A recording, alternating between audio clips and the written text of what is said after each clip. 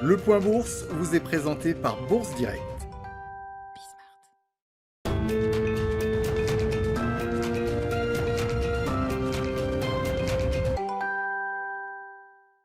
Bonjour à tous, tendance autour de l'équilibre ce matin dans un contexte de prudence vis-à-vis de la situation sanitaire. Après la France, l'Allemagne et l'Irlande, le Royaume-Uni s'est lui aussi résolu à reconfiner sa population. Une décision similaire a également été prise au Portugal, tandis que l'Autriche a de son côté imposé un couvre-feu et que la Grèce a fermé ses bars et restaurants.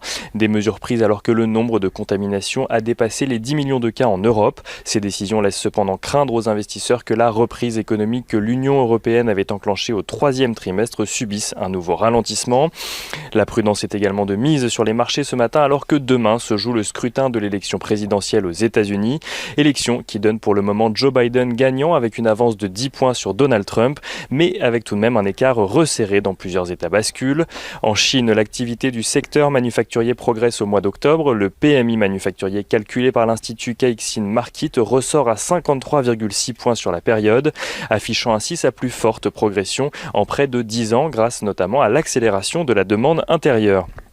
Le PMI officiel chinois est lui moins élevé, mais également au-dessus des attentes, des chiffres qui permettent aux bourses asiatiques de commencer la semaine dans le vert.